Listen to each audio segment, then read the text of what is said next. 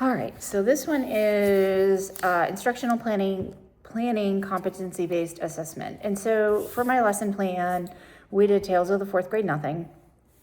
And I took the literacy standard, which it analyzes how particular elements of a story interact, including setting, character, and plot.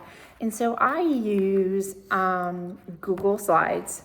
And what we did was we had students identify how characters, settings, and events interact. And each day, we go over what makes a good story. We go over what are the characters, what is the setting, what is the events. And so the materials is each of these kiddos got a story map, the cards were already cut out, there was a distractor character, setting distractor and title, 3 events and 3 distractors. And so we used the Promethean board. So the attention getter first was, we talked about the title of it. This one was My Brother Was a Bird. And we wanted to see if they thought fudge was going to cause trouble for Peter. So thumbs up, yes. Thumbs down, no. We did that for all of the kids. One, it's also an engagement piece. They're giving me a thumbs up. I'm paying attention. We talked a little bit about, have you been frustrated with a brother or sister? And sometimes that's hard, those higher level thick questions. I didn't get a lot of answer on that one. I'd have to re-look at that one and how can I do that one better. The I do was we reviewed the vocabulary words, we have sentences, story grammar elements, our characters, setting, problem, events, and solution. And all of these, I have slides on all of these. Asking students to turn to chapter 4 in their books and get their reading fingers. And so we also, when that happens, one, if they're following first request, we provide that positive reinforcement, A tokens for following first request, but also it's a good check-in of they're just staring at you. Do you need help finding the page?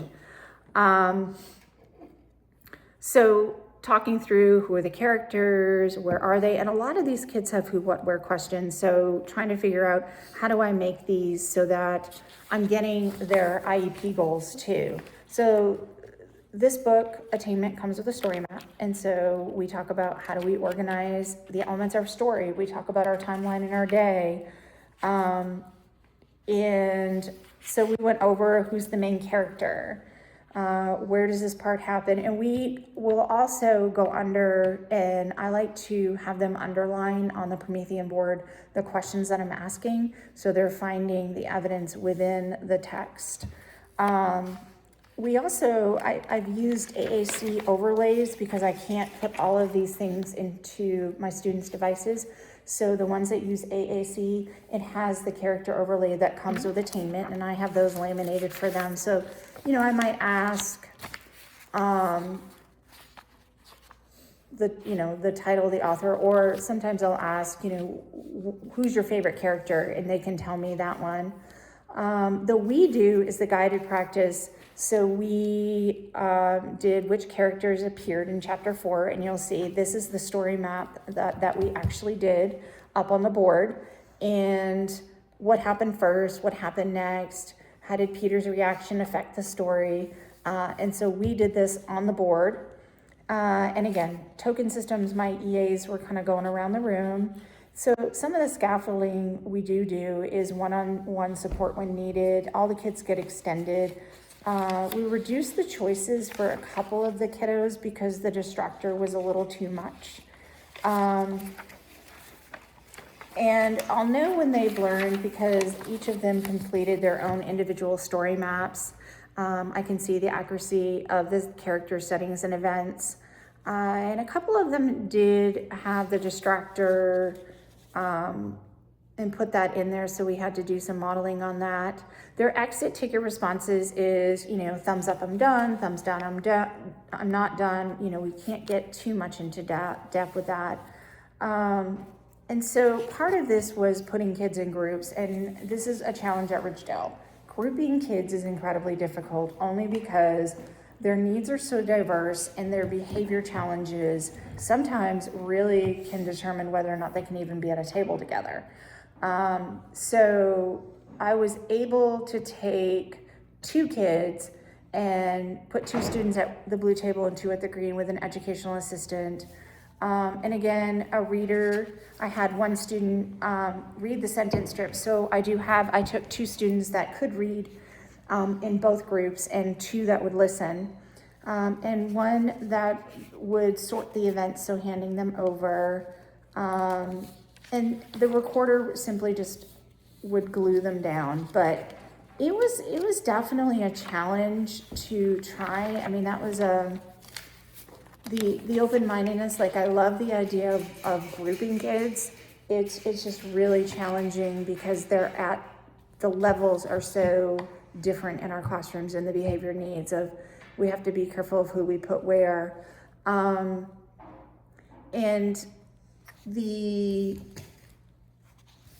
self-reflection on this one, the kids have done a lot of these, so they didn't need a lot of practice to do them, which was nice. And I actually really like this as a way for them to show me that they know what that particular chapter was about, which is great. So I really like this as a way to break it down. The curiosity is, again, I need to figure out how I can adapt this in a better way as far as being able to answer some of those in-depth questions for my AAC users, because it is hard if I'm not able to put information in. How can I provide that information so that I'm getting it from these students rather than yes and no questions? Because yes and no questions are really, they're not giving me what I need. Mm-hmm. And it's not entirely fair because you're not getting those higher orders.